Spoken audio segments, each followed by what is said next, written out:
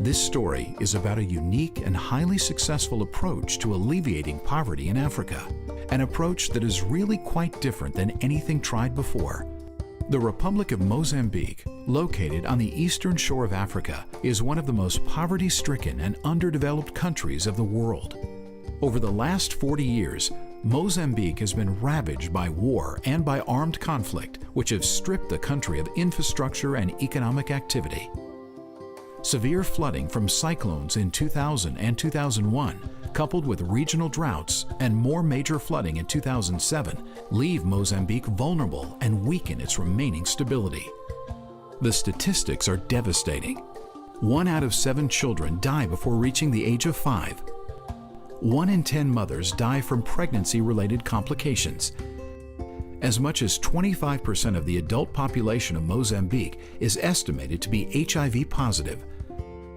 Life expectancy in Mozambique is 48 years. 75% of Mozambicans are unemployed. 50% of the population is under the age of 18. Only 47% of adults are literate. 42% of child mortality under the age of 5 is caused by malaria. Each family survives on an average of $370 a year. The child mortality rates in particular were alarming to midwife Cindy Packard. In the year 2000, Cindy traveled to Mozambique to do what she could to help.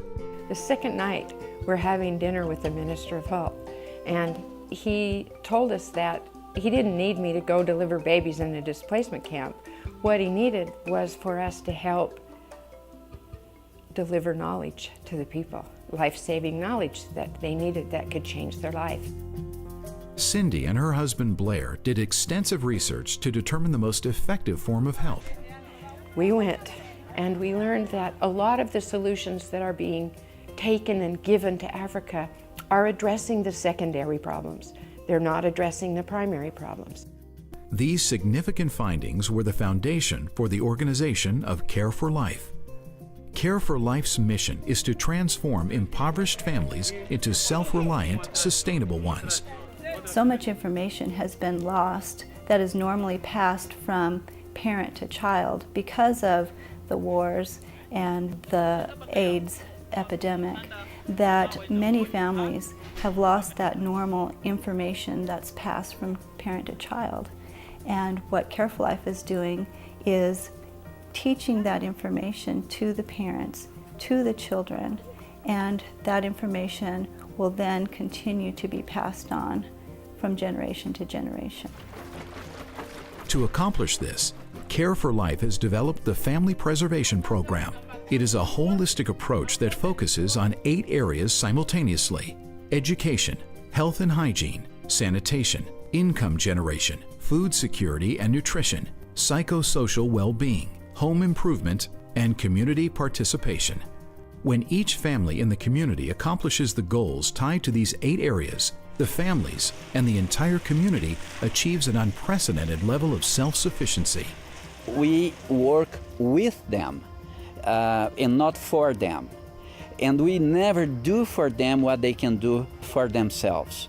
We don't take the shovel and do the work for them. They do. They take the shovel. They plant the gardens. They clean the backyard. They buy the mosquito net. They start their small businesses. And when they do this, they increase in self-esteem, in self-confidence. They become more united and self-reliant. They feel committed to each other. The changes in Care for Life villages are profound. A classic example of this can be found in the family of Ignacio Alberto Joaquim and Maria Augusto.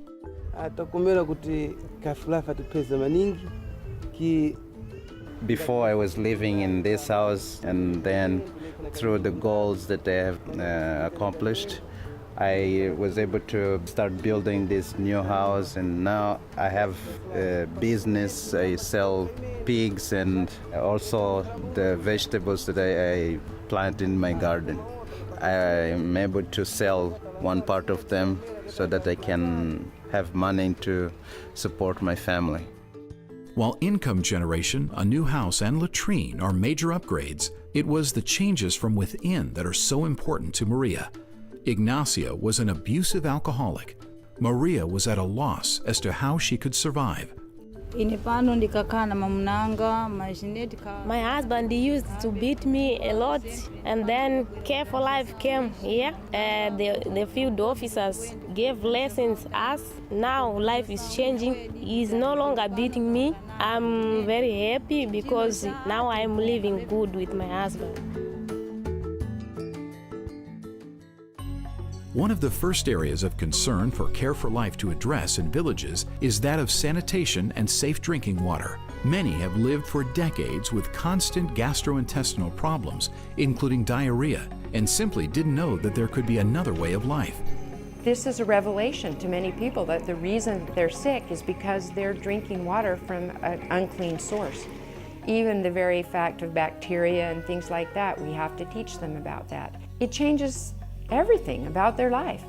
For many in Mozambique, fulfilling the basic Care for Life goal of planting a garden can be a liberating, life-changing accomplishment.